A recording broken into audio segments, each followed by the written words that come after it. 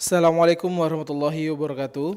Izin bertanya Syekh, semoga Allah merahmati dan memberi kesehatan dan keberkahan ilmu bagi Syekh, khususnya dan kita umumnya. Pertanyaan dari Donti Anwar, manakah dalil yang lebih kuat ketika kita selesai dari ruku' dalam sholat? Tangan kita dilepaskan ke bawah atau isdal atau bersedekap? Demikian Syekh, syukron, jazakallahu khairan atas jawabannya Syekh, barakallahu fik.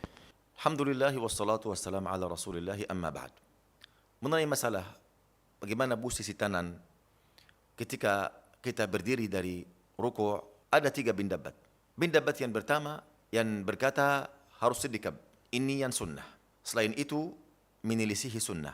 Dalil mereka ada banyak dalil tapi secara umum, tidak khusus ketika berdiri dari ruku'. Seperti hadis Wa'il bin Hujr riwayat al-Imam An-Nasa'i. Beliau radhiyallahu anhu berkata, aku melihat Nabi SAW meletakkan tangan kanan di atas tangan kiri di dalam salah. Ini secara umum, tidak dikhususkan sebelum ruku' atau setelah ruku'.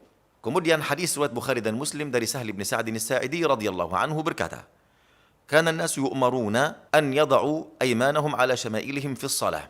Beliau berkata, para sahabat diperintahkan oleh Nabi SAW untuk meletakkan tangan kanan di atas tangan kiri di dalam salah. Ini juga secara umum.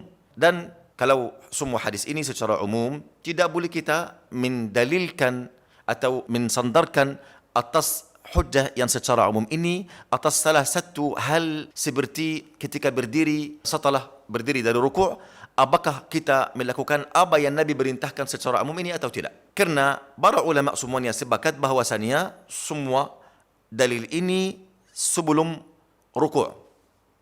Tapi mereka berbeda pendapat. Apakah juga perintah ini terus setelah berdiri dari ruku' atau tidak? Tapi pendapat yang pertama bersandar atas umumat, semua dalil yang secara umum ini. Baik, ini pendapat yang pertama. Pendapat yang kedua, pendapat jumhur ulama dari Hanafiyah dan Syafi'iyah dan Malikiyah dan sebagian Hanabilah. Mereka berkata, kita membiarkan dua tangan. Mereka berkata, tidak ada dalil untuk kita sedekap setelah berdiri dari ruku'.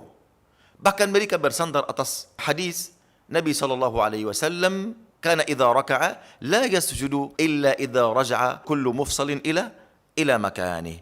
Nabi SAW ketika berdiri dari ruku', beliau SAW tidak bersujud kecuali setiap sendi-sendi sudah kembali ke tempatnya.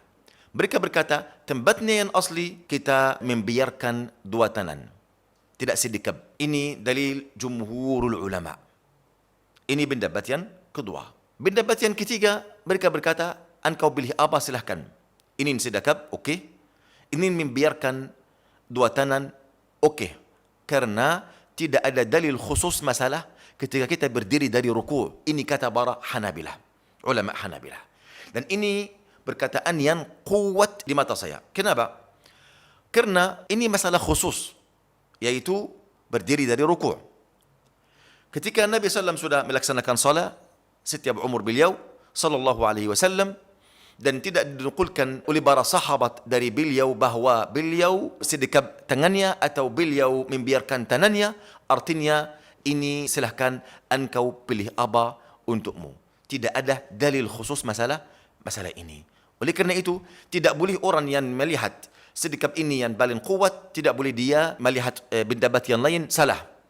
Atau orang yang melihat membiarkan tangan, melihat orang yang pendapat yang lain salah. Kerana keduanya tidak mempunyai dalil kuat di dalam masalah ini atas wajah khusus.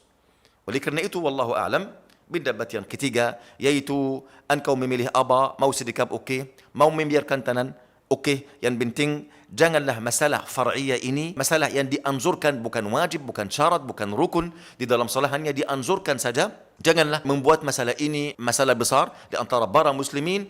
Barang siapa yang menyelisihi engkau waliyadzubillah, mentabdi'kan dia atau menyesatkan dia, jangan. Ini masalah dianjurkan. Tidak salat akan sah baik engkau melakukan ini maupun tidak melakukan ini, kerana tidak ada dalil khusus masalah seperti ini.